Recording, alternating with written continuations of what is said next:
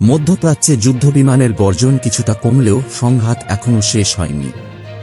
বরং এই সংঘাত নতুন নতুন এলাকায় ছড়িয়ে পড়ছে এবং পরিস্থিতি আরও জটিল হয়ে উঠছে। যুক্তরাষ্ট্র আপাতত ইরানে নতুন করে সরাসরি হামলা বন্ধ রেখেছে, কিন্তু তাতে পরিস্থিতি শান্ত হয়েছে এমন কোনো লক্ষণ দেখা যাচ্ছে না। বরং ইয়েমেন, লোহিত সাগর এবং কাস্পিয়ান সাগরকে ঘিরে নতুন করে উত্তেজনা তৈরি হয়েছে। এতে আন্তর্জাতিক মহলেও উদ্বেগ বেড়েছে। টানা কয়েক রাত সামরিক অভিযান চালানোর পর যুক্তরাষ্ট্র আপাতত নতুন হামলা না করার সিদ্ধান্ত নিয়েছে। তবে ওয়াশিংটন জানিয়েছে ইরানের বিরুদ্ধে নৌ অবরোধ এখনও চালু আছে। প্রয়োজন হলে যে কোনো সময় আবার পরিস্থিতি বদলে যেতে পারে। এদিকে ইরানও প্রতিবেশী দেশগুলোতে থাকা মার্কিন ঘাঁটিতে নতুন কোনো পাল্টা হামলা চালায়নি। অনেকের মতে এটি শান্তির ইঙ্গিত হতে পারে।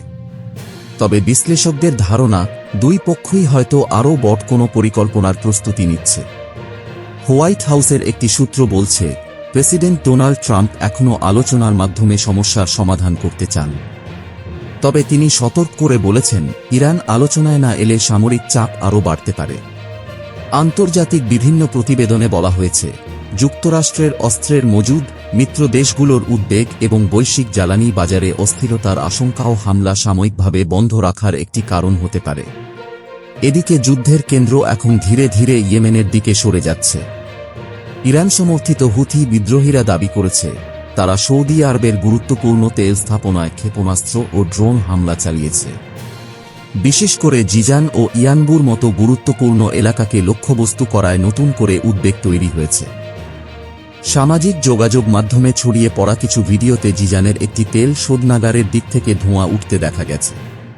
তবে সৌদি কর্তৃপক্ষ এখনও এ বিষয়ে বিস্তারিত কিছু জানায়নি। এই হামলা শুধু সৌদি আরবের জন্য নয়, পুরো বিশ্বের জ্বালানি নিরাপত্তার জন্য গুরুত্বপূর্ণ। ইয়ানবু বন্দর দিয়ে হরমুজ প্রণালী ব্যবহার না করেই আন্তর্জাতিক বাজারে অনেক তেল রপ্তানি করা হয়। তাই এই এলাকায় দীর্ঘদিন সংঘাত চললে বিশ্বজুড়ে তেলের সরবরাহ ও দামে বড় প্রভাব পড়তে পারে। এদিকে ইয়েমেনের ভেতরেও আবার যুদ্ধের আশঙ্কা বাড়ছে। স্থানীয় সূত্রের দাবি, সৌদি সমর্থিত সরকারি বাহিনী মারিব ও আল জাউফ এলাকায় হুথিদের অবস্থানে বিমান হামলা চালিয়েছে।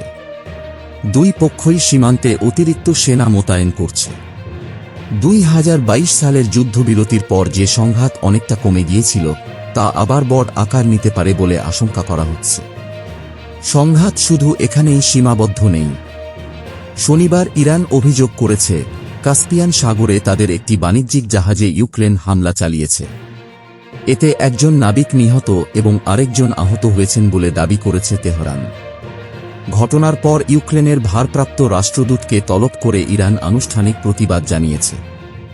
অন্যদিকে ইউক্রেনের দাবি, রাশিয়া মধ্যপ্রাচ্য নিয়ে সংগ্রহ করা কিছু গোয়েন্দা তথ্য ইরানের সঙ্গে ভাগাভাগি করছে। এতে আঞ্চলিক উত্তেজনা আরও বাড়তে পারে বলে আশঙ্কা করা হচ্ছে। সব মিলিয়ে মধ্যপ্রাচ্যের এই সংঘাত এখন আর শুধু ইরান ও যুক্তরাষ্ট্রের মধ্যে সীমাবদ্ধ নেই। ইয়েমেন, সৌদি আরব, লোহিত সাগর, কাস্পিয়ান অঞ্চল এবং বিশ্বের গুরুত্বপূর্ণ জ্বালানি রুটগুলো এই সংকটের সঙ্গে জড়িয়ে পড়ছে। বড় ধরনের হামলা আপাতত কিছুটা কমলেও পরিস্থিতি এখনও খুবই স্পর্শকাতর। কূটনৈতিক আলোচনা সফল না হলে এই সংঘাত আরও বড় আঞ্চলিক সংকটে রূপ নিতে পারে।